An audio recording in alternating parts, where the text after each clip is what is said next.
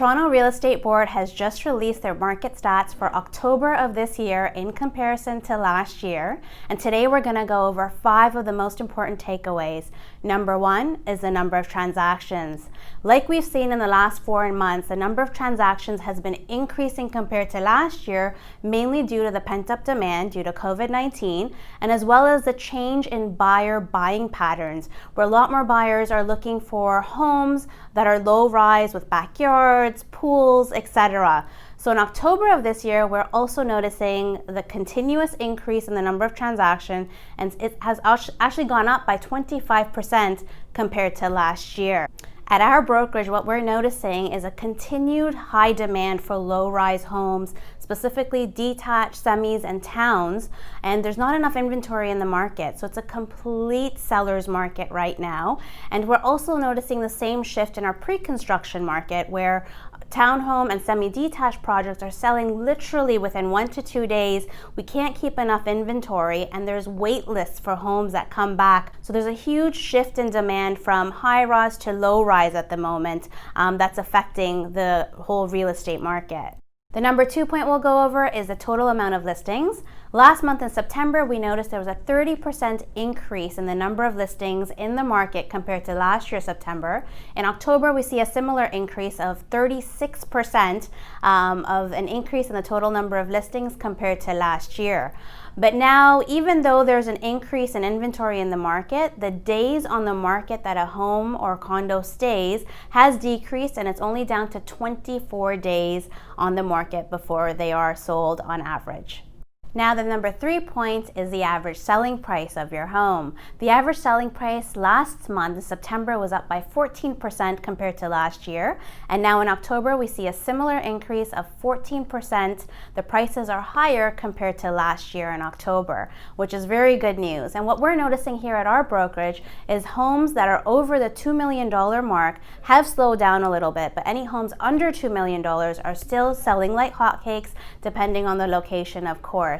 So it's good to hear that pricing has still remained unaffected and it is going up.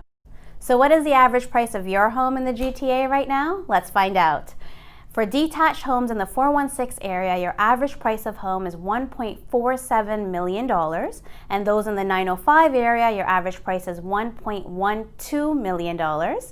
For semi-detached homes in the 416 area, your average price is $1.15 million. And those in the 905 area, your average price is $796,000. For townhomes in the 416 area, your average price is $828,000. And those in the 905 area, your average price is $725,000.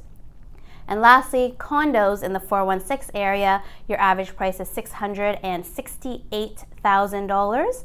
And those in the 905 area, your average price is $541,000. Now, if we look further into the condominium sales segment of the market, we'll notice that compared to Q2, the number of transactions has gone up. It has actually increased by 10% compared to last year. But at the same time, the number of inventory of condominiums has drastically gone up as well. And it has actually gone up by 86% compared to last year, which is a huge change, meaning tons of inventory in the market, not enough buyers, making it a buyer's market in the condominium segment. Now, pricing still, though, remains unchanged. Actually, in fact, compared to last year, it has gone up 8% for the condominiums. So it really depends on location, where they are, but this huge inventory in October is definitely going to affect the market, and next month we will see what kind of happens with that.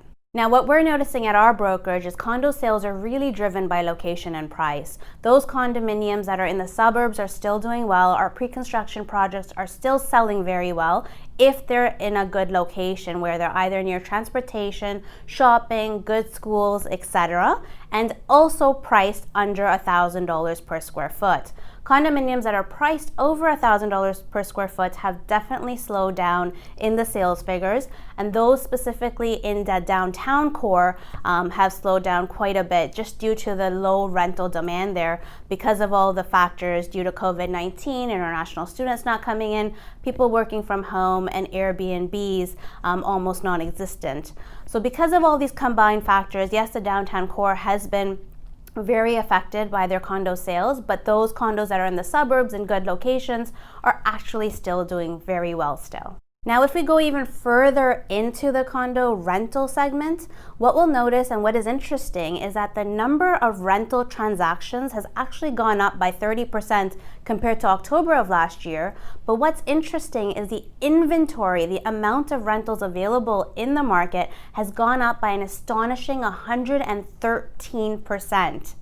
That has never been seen before, and that is the main reason why now rental rates are also equivalently falling, and a lot of landlords are having a tough time either renting their place or having to renegotiate their rents at a lower number, making their margins decrease. So because of all this new choice that tenants have, yes, rents have come down, and in fact, one-bedroom rents in the condo segment are down by 11% compared to last year, October.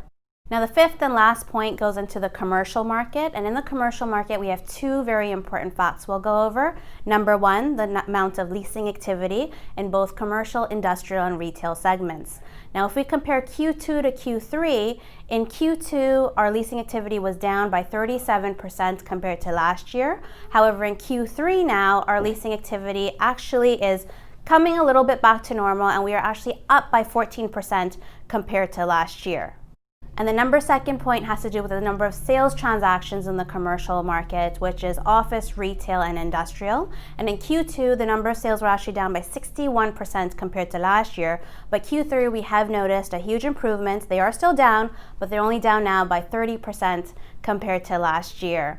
And this mainly has to do with a lot of commercial investors holding off their purchases until there's a little bit more of certainty in the market. Now getting into the commercial leasing rates, if you get into the industrial segment, they are down by 1% compared to last year. The industrial market is still performing very well.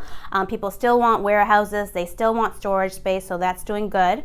The retail segment is actually down by 26% in their leasing rates, and that's mainly because like we see what's happening in the market. There's a lot of bankruptcies happening. A lot of retailers aren't doing good because people don't want to shop as much in store compared to online, and also those that feel uncomfortable shopping with the masks and the new precautions that we have to take due to COVID. And lastly, office lease rates are up by 46%.